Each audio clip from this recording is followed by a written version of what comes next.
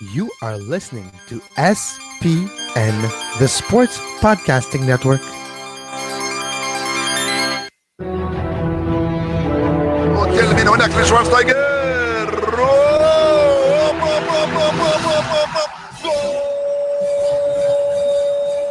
a pegarle Ronaldinho Gaucho.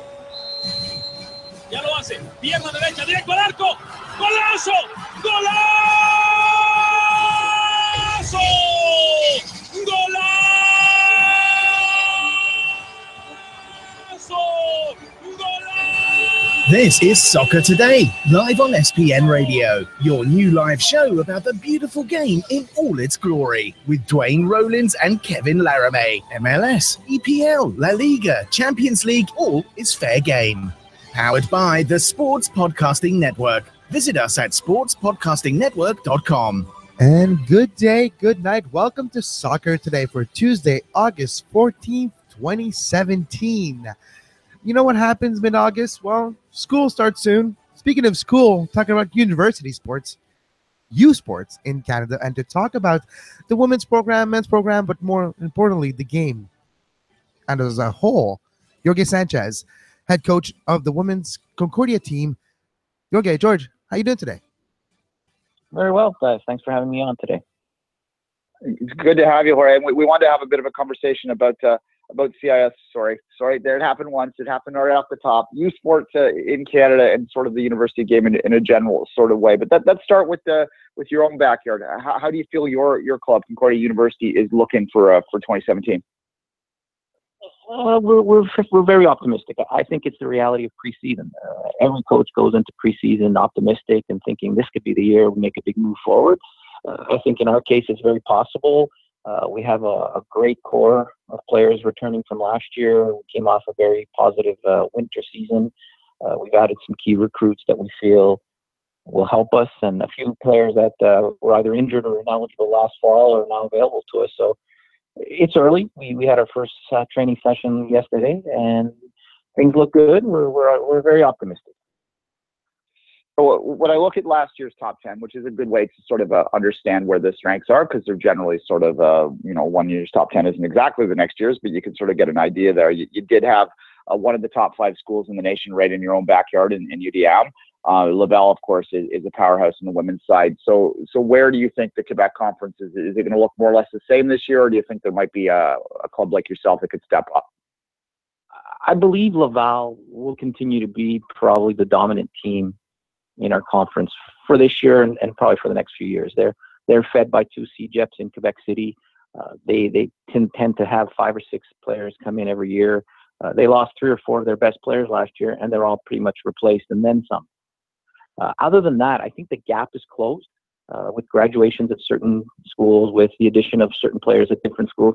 I think anything from 2 to 7, 2 to 6, that gap is really substantially closed. Thanks to Laval winning the Nationals last year at U Sport, our conference has 2 berths at Nationals. So, we tend to joke, but really it's not a joke. It's serious. That 1 spot is for Laval and 1 spot is for everybody else to fight for. But Laval is a quality team. I think they've lost 3 games in the last 3 years, one of which was at Nationals in the semifinals in 2015. So they should be the class of the conference. And then everybody else, I think, is open from 2nd to 7th, as I mentioned. George, you mentioned the Nationals. Can you just explain to our listeners, if it's the first time they hear about Canadian University Sports, U Sports, what does the season look like? What does it look like? And what is the format to get yourselves to the Nationals? Well, basically, U Sport in Canada, we're split into 4 conferences. There's the Maritimes, or AUS, the Atlantic University Conference, which is the 4 maritime provinces are grouped together. Quebec, we are our own conference. Same thing in Ontario. And then you have the Canada West, which is their own conference. So everything from Manitoba out to BC, they have about 16 teams. Ontario has 18. We have 8, and there's 10 in the Maritimes. So there is no interconference play other than preseason. We play within our own conference for the regular season, and then there's an 8-team national championship held usually in mid-November. Ontario and Canada West have 2 spots each. Quebec and Maritimes, as the smaller conferences, have 1 spot each. And then the extra berths are assigned by whichever conference won the gold medal last year and the host. And that leads us to the powerhouses. You mentioned, of course, in the Conference of Quebec, we have Laval that's dominating, managed by Elder Duarte, has been a powerhouse over the last few years. What are the other powerhouses in other conferences in Canada? In Canada West, typically over the last 10 years or so, you have UBC and you have Trinity Western that are regular participants at the CIS championships. Or sorry, similar to Duane, I made that error, at the U Sport championships. Ontario is one that typically, it was Ottawa U, Western, and Queens that were typically the teams that always seem to come out of Ontario. Over the last couple of years, we've seen a shift.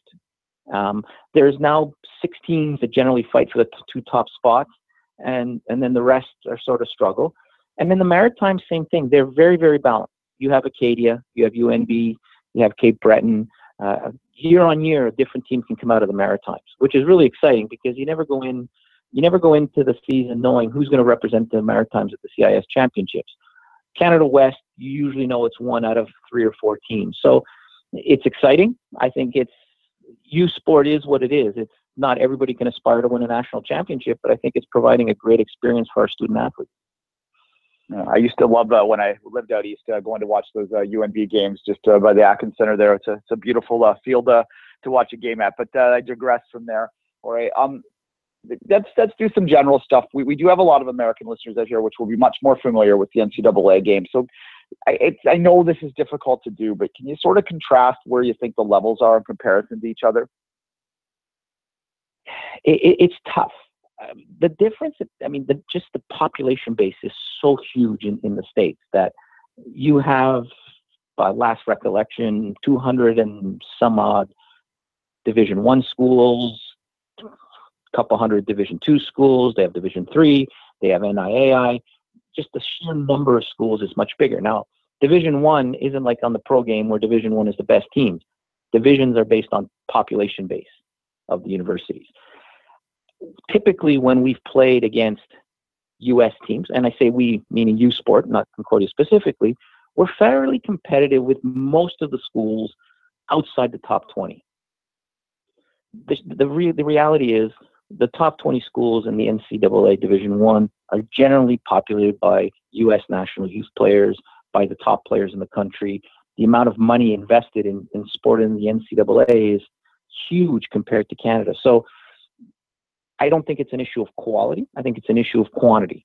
When you have so many players to pick from, and when you're throwing that much money at it, to be regularly competitive is a lot different than a small school here in Canada where maybe the investment in the facilities and then the type of players you're attracting isn't the same. Fair enough. We off air, we were talking a little bit about some of the challenges you would face recruiting in your own province. Can you just generally sort of speak to that and what it is like to recruit at a CIS level? What kind of challenges do you face that might be unique to the? Sorry, I keep saying CIS. It's inbred in my head. To U Sports. Tell me what the sort of recruiting season might look like. Well, to begin with, just like I mentioned, when you look at quantity and quality, there are 56 institutions that have U Sport women's soccer in Canada. And I believe it's 52 on the men's side or 53, somewhere along there, where you might have 600 schools.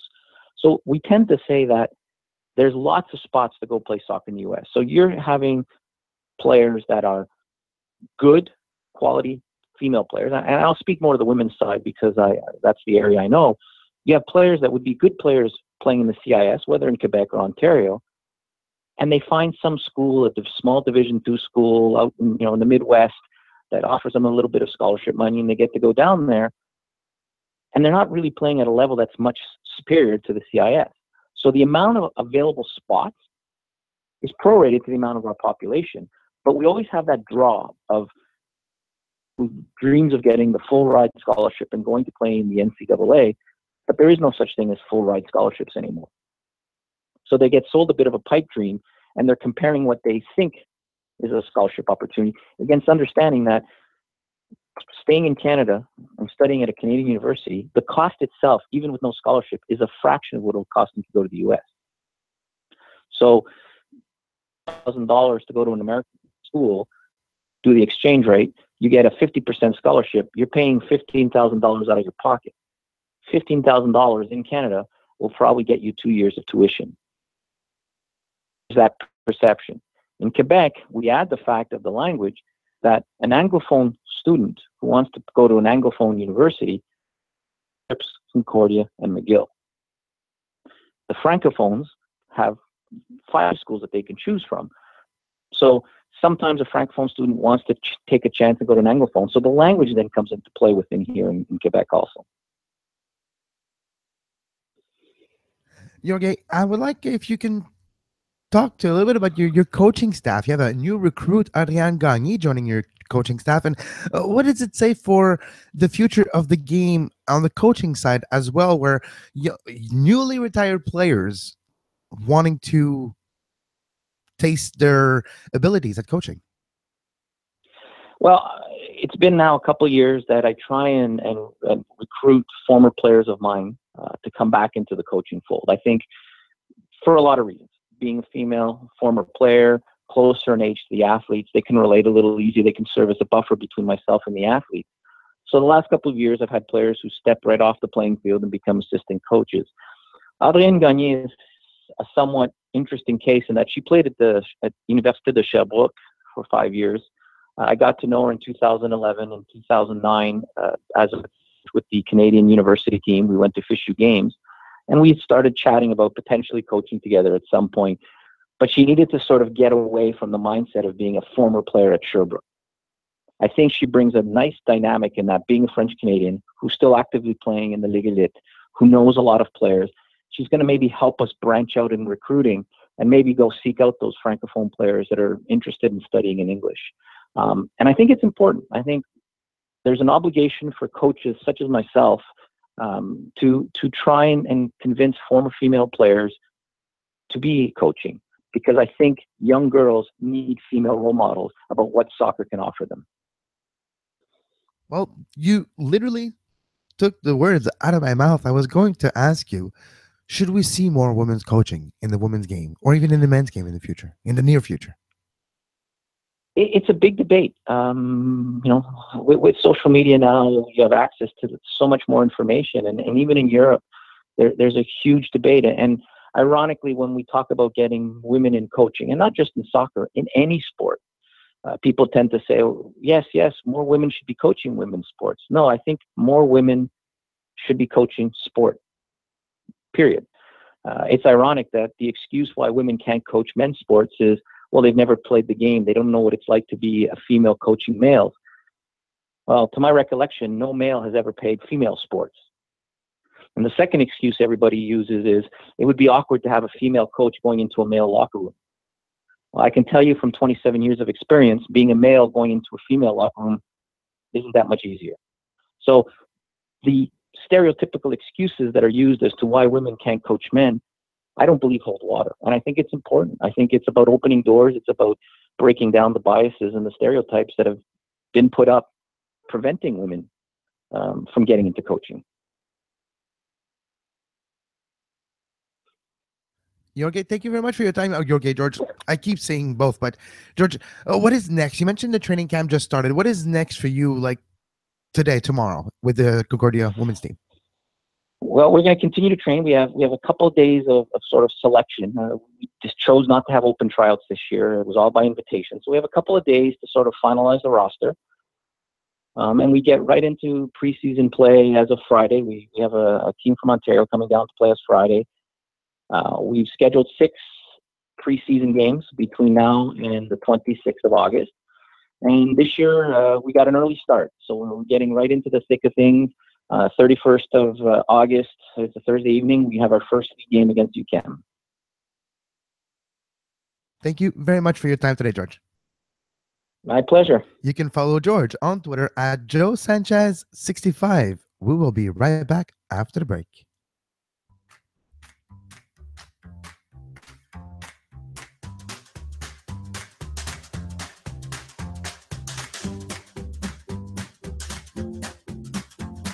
You are listening to Soccer Today, live on SPN Radio.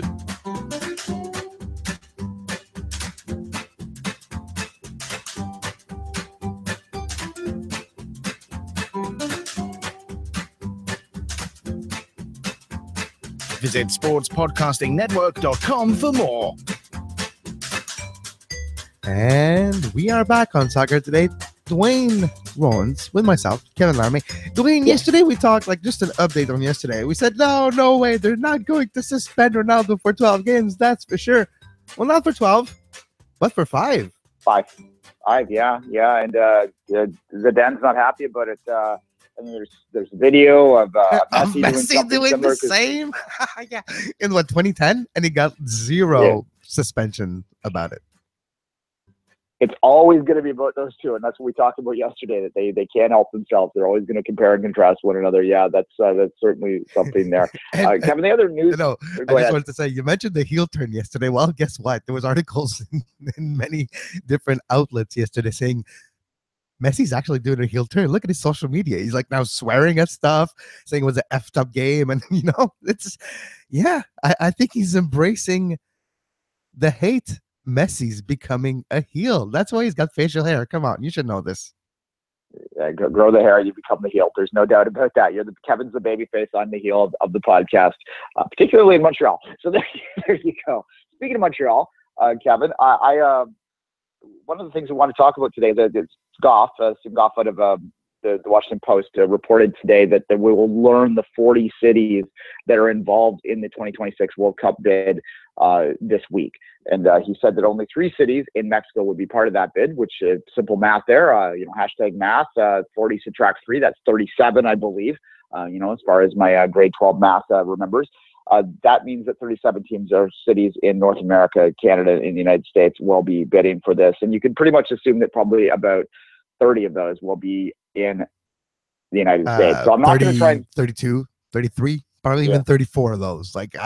If there's 3 cities in Mexico, well, I'll expect 3 or less cities in Canada.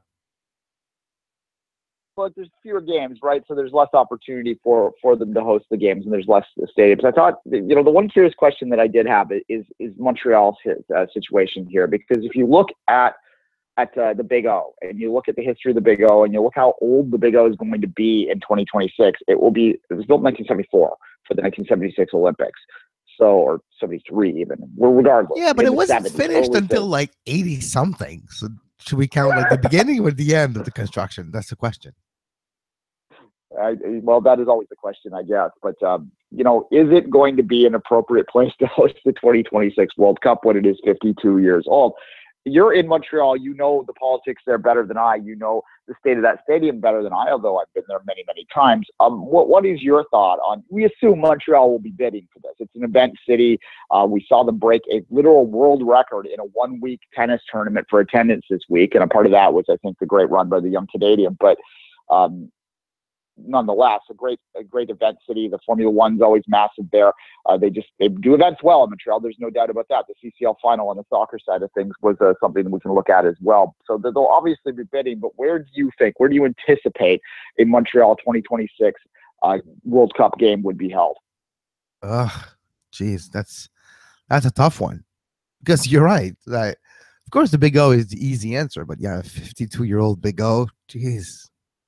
Would he even be standing then at that point? Yeah, they're doing a lot of renovations, but it's not to the playing surface. It's not like to the seats. It's not like the area that it's used. They're renovating the tower that was never been used to put offices. So that's what the renovations are.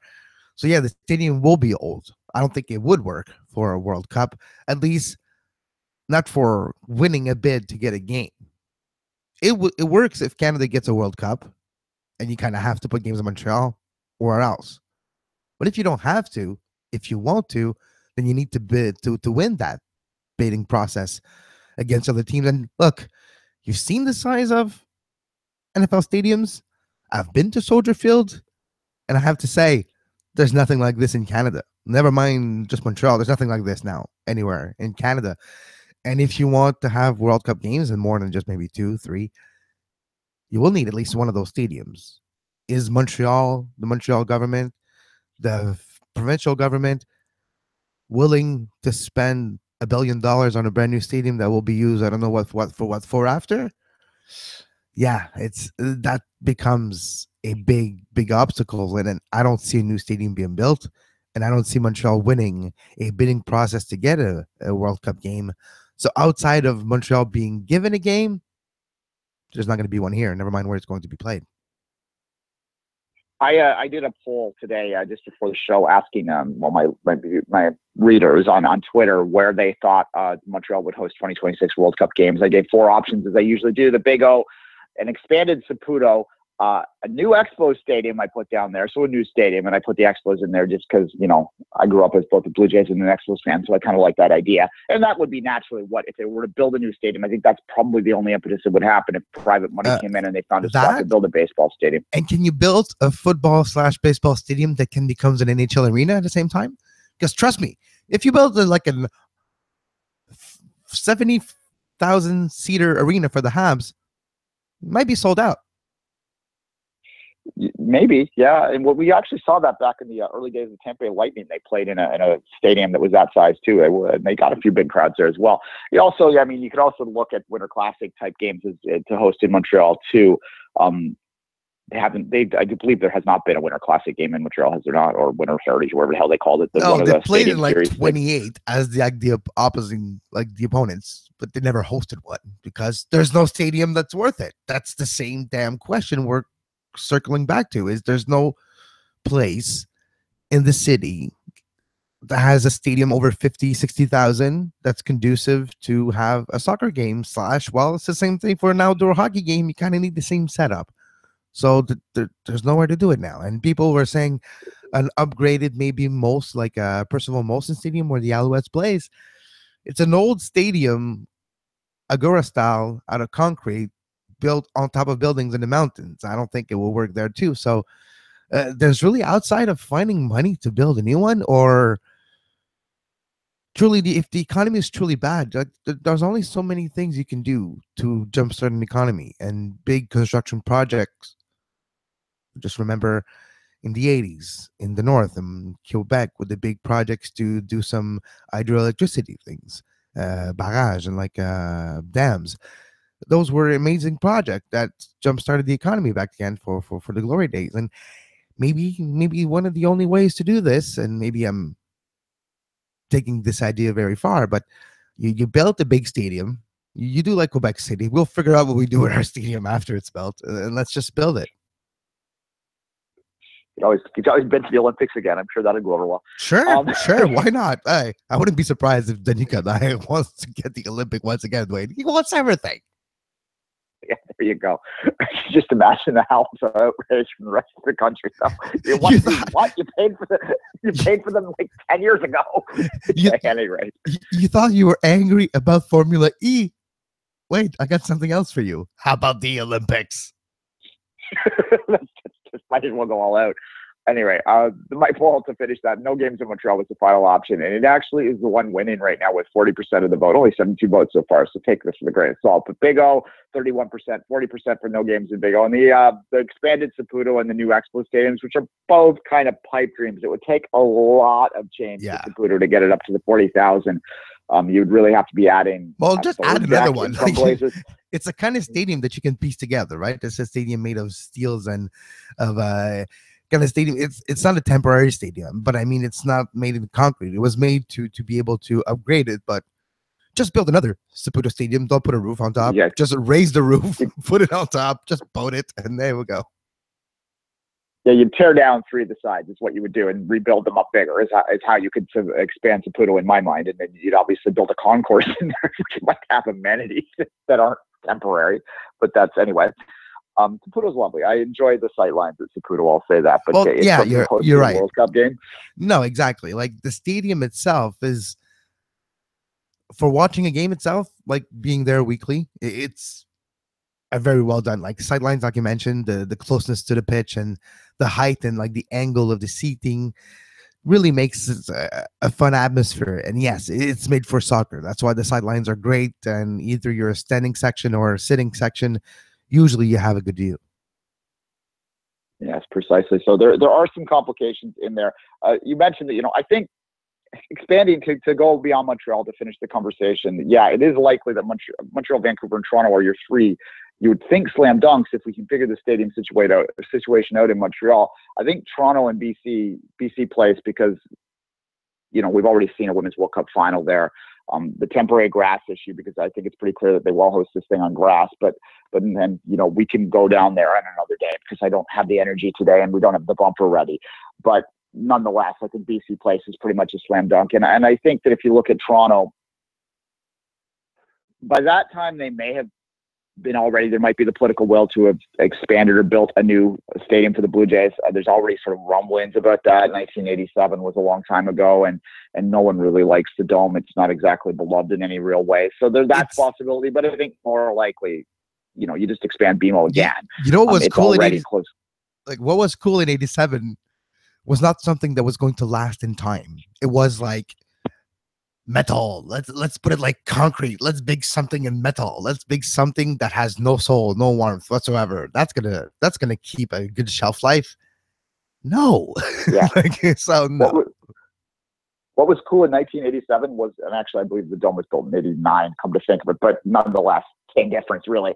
It wasn't even cool in 1991, which was when the world kind of changed in terms of their taste. So there you go. You're like, all right, let's put the neon and the flock of seagulls haircut and the cocaine back into the closet, and let's go on with our lives.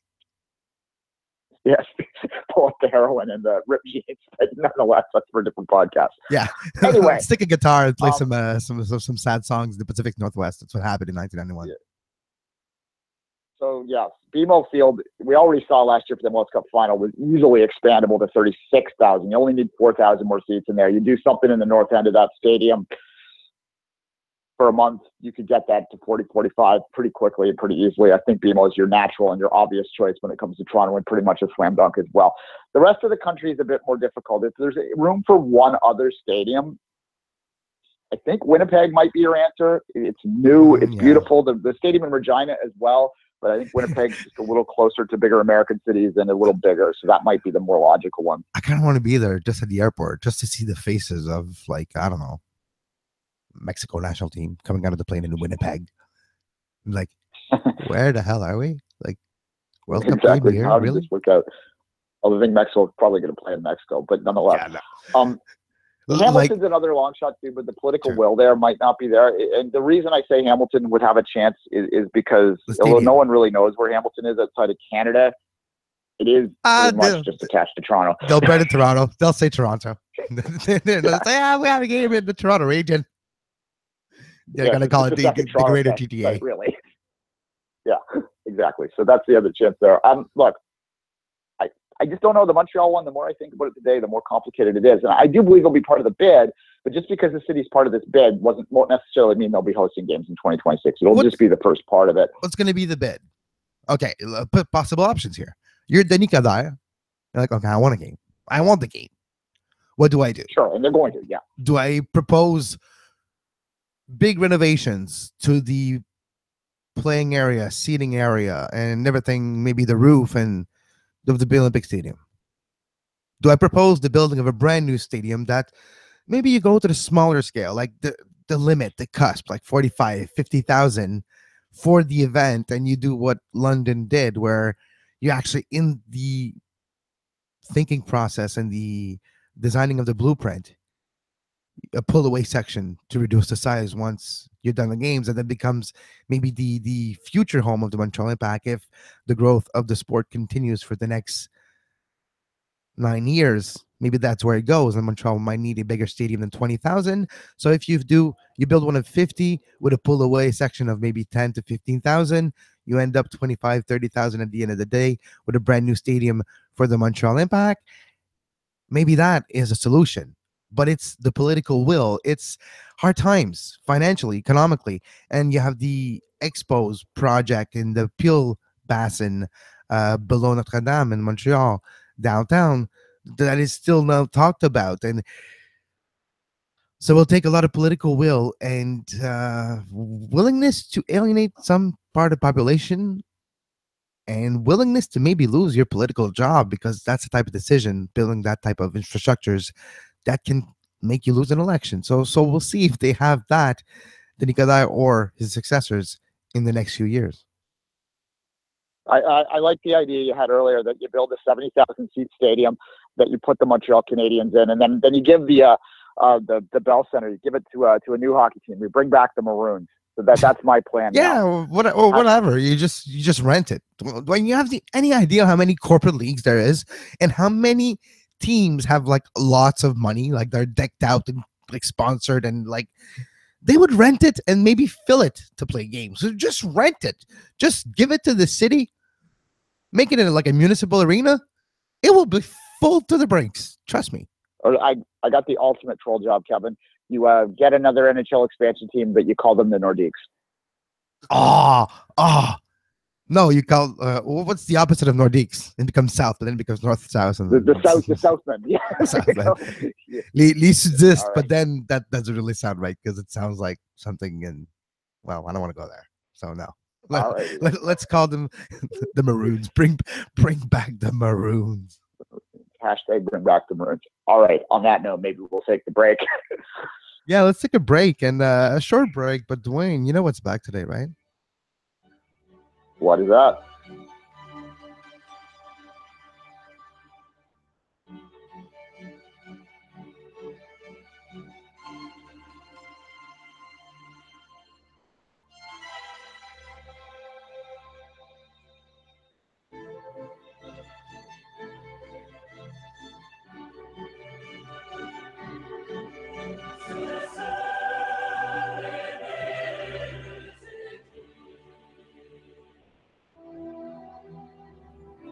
Don't you want to play in front of a filled stadium now and just yell at the top of your lungs, "Champion"? I'm intrigued to watch that Liverpool game. I got to tell you that. I don't know what's going to happen there. Offenheim, Liverpool, 2:45 p.m. today, but it all starts at noon. It is the qualifying of the Champions League 2017-2018. Duane, correct me if I'm wrong. Home and away. Winner goes in. Loser goes home or goes to Europa League. Yeah, Europa. Yeah, loser goes to the Europa League. The Europa League is the ultimate second chance tournament because if you lose in the playoff round, you go into the Europa League. You are third in your group stage. You go into the Europa League. So you have a lot of chances to get there. All right, guys. We'll put you all in a great league. We'll brand you Champions League, but don't worry. If you fall off the wagon at a certain point, we'll come and rescue you and give you another trophy and to fight for. It's like, okay, you can come in. It's fine. Nobody saw you lost. You can come in. It's like those. Remember when you were younger playing like tennis tournament and you lose a game and you're like in the losers bracket? That's a feeling that I have in Europa League. Europa League is a losers bracket. Yeah, I remember playing a couple really big hockey tournaments. We used to go to a tournament in Buffalo every year, and not only was there a B bracket, there was a C bracket and a D bracket and an E bracket and an F bracket. So that's kind of how it feels sometimes, yes. You keep losing, and eventually you got to your F final, which really meant that you were the worst three teams in the tournament, but nonetheless. There's a lot of games. It's going to continue for the next, this week and the next few weeks, actually. A lot of interesting game. We'll talk about today's game, and we'll talk about tomorrow's game tomorrow. You mentioned Offenheim, Liverpool. Lisbon is playing against Steaua Bucharesti. And those are two pretty big teams. Sporting Lisbon, out of Portugal, of course, former team of Cristiano Ronaldo way back in the day. That's how he made his name for himself. Remember that faithful night at Old Trafford when Sporting Lisbon came to play against Manchester United in the early 2000s, and Mr. Cristiano Ronaldo had an amazing performances in a loss, and Mr. Sir Alex Ferguson said, "Who's that kid? We need that kid." And well, history unfolded. But Steaua Bucharesti, a team that played Europa League a few times against Chelsea, and it has some history as well. It's an interesting matchup. No, for sure. I mean, look, that's the great thing about this playoff round, and they did bring it in, and they call it part of the Champions League nowadays. They market these games, they play them up. They used to just be kind of like the other qualifiers, and they sort of went unnoticed. But now that they give it all the hype, and you know why? Because you have some fairly big clubs. We just mentioned a few of them right there that are coming in at this range, and they offer some intrigue in terms of the fact that there's an all or nothing aspect to this. I remember, last year at this time, as a City fan, from a partisan perspective, it was really stressful going into these two games because it didn't matter that City drew some team from the Czech Republic. I believe it's some team from the Czech Republic, if memory serves. It was still like they slip up once and you're in the Europa League, and suddenly all of the work that you did the previous season to get into the Champions League was gone. And I got to feel suspect that Liverpool fans and any fans that are involved right now feel the same way. They are, in many ways, as intense as you're going to get in the Champions League, outside of the few marquee matchups you'll find in the group stage, right until you get to the round of 16 again. So a good week of football right off the hop. The funny thing about Offenheim is their coaching situation. Duane, do you know that you're about 15 years older than Offenheim's coach? That's the interesting part. He's the youngest coach in the game today in the entire world, I believe, at least at the highest level.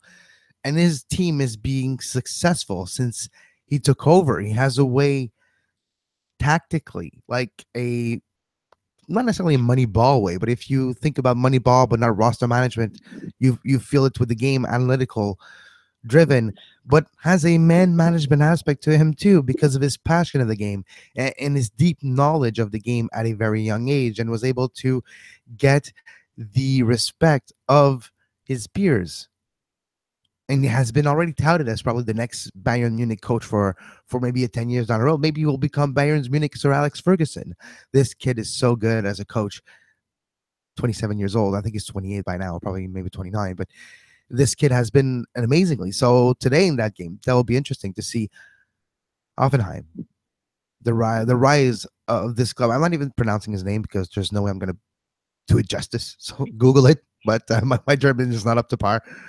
But if it's an E before an I, you have to go the I, and the I before the E, you have to pronounce the E first. There you go. Yeah, easy for you to say. You're English. I'm not. Okay. There you go. There you go. All right. I think that's a trend you're going to see moving forward is younger and younger managers and general managers. We've seen it in North American sports a bit too, especially on the baseball side, where the analytic kind of world has taken over and gained acceptance. Even in hockey, though, the general manager of the Toronto Maple Leafs, the assistant general manager of the Toronto Maple Leafs is 29 years old or some damn thing. So it's getting greater acceptance, and football is a very conservative sport. So it might take a little bit longer in that particular case, but I think that you'll see more and more of it. The biggest challenge those guys face, as you say, is to gain the respect of the players. But as the generation goes through, and there's a generation now that are coming of age, that are coming into the world-class level, that grew up, like in the last 10 years, understanding analytics and understanding sort of the idea that a manager is not necessarily just a guy that can kick the ball well, but a guy that can think the game well. There'll be just a greater acceptance of that, and you may see younger and younger managers as we move forward. I don't know if it's something that's related, but Duane, the rise of the video games of FIFA since the mid-90s up until today, the rise of the understanding of the tactical aspect of the game with those video games, I think makes a big difference over the last 15, 20 years. If you're looking at the tactical, technical awareness of players once they progress as kids, maybe it's just a recency bias, but I have to say, it seems at a higher level than it was when I first started paying attention to this game. Sure, and you got combined FIFA and Football Manager. Both of them have require a big degree of tactical awareness. I mean, Football Manager is so in depth in terms of how you train your formations and how you adjust your formations mid-game and how you have to tweak things here and there and give your players specific, instructions. It gets really deep. You get deep into the weeds when you play that game, which is why it's so addictive to so many of us. But yeah, it just adds to the tactical understanding. I think if you go back 15, 20 years ago, a lot of people would have maybe understood the basics of, the difference between a 4-4-2 and a, 3-4-3, but they might not have understood, the difference. Not even something as simple as the difference between a fullback and a wingback might not even been fully understood by everyone a few years ago, whereas now that's just something you understand that everyone knows, right?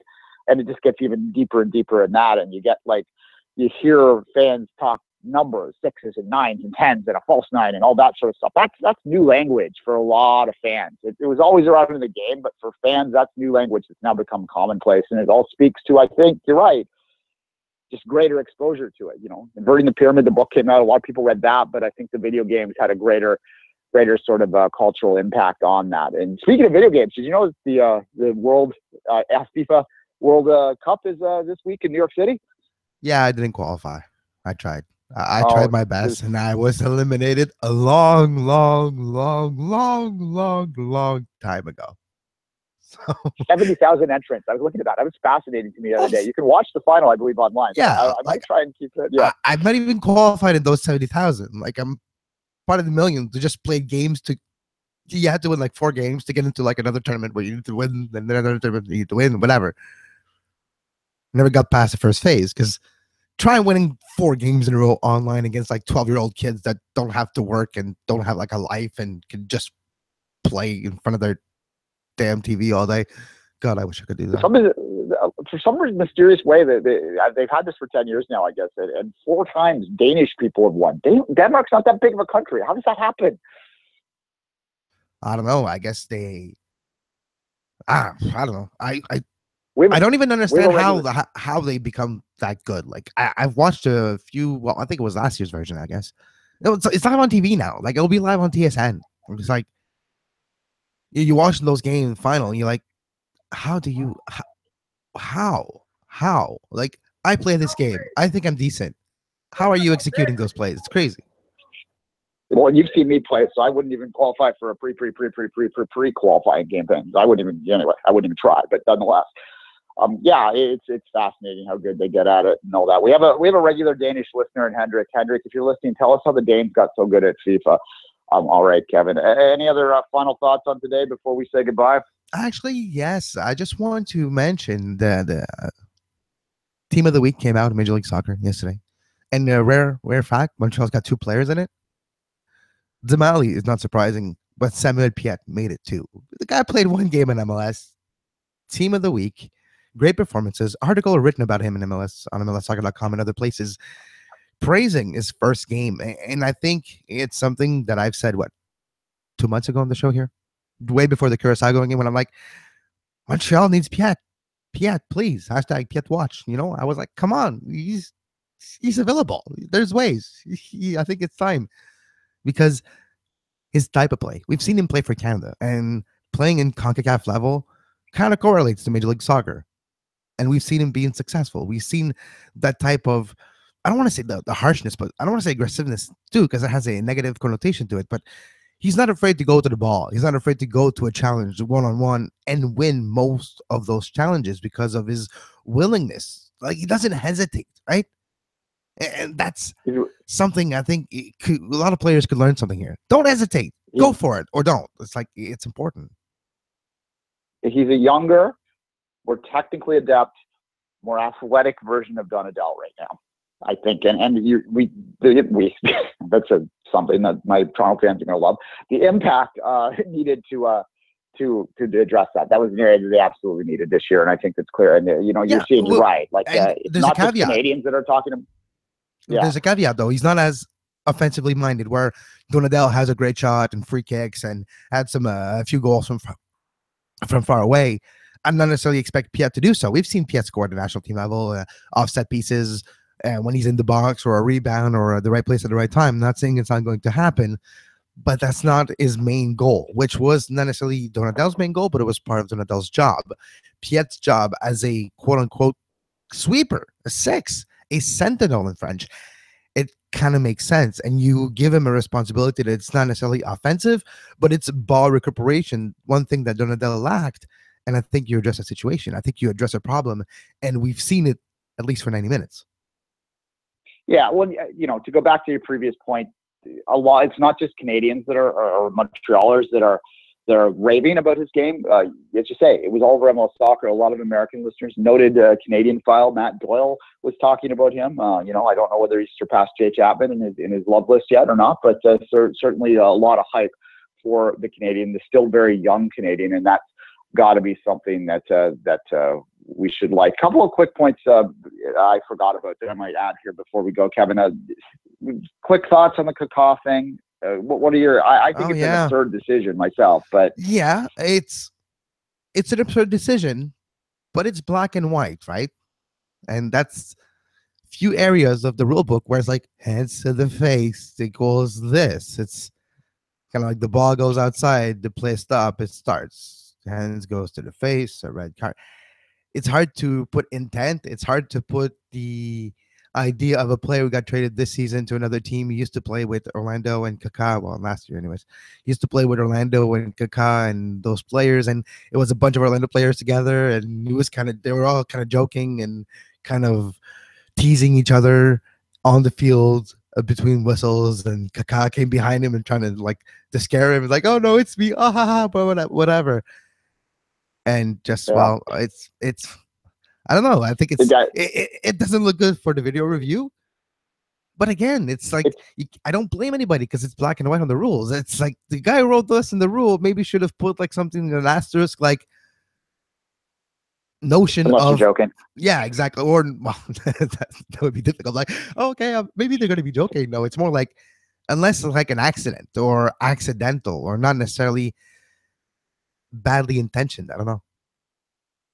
Yeah, look, to me, look, I don't want to get into this too deep right now, but it illustrates one of the great flaws of video replay to me is it takes out any subjective ability of the referees because it is such a black and white rule. As you say, when you get to a video replay, all they're looking at is whether he touched the face, and he did.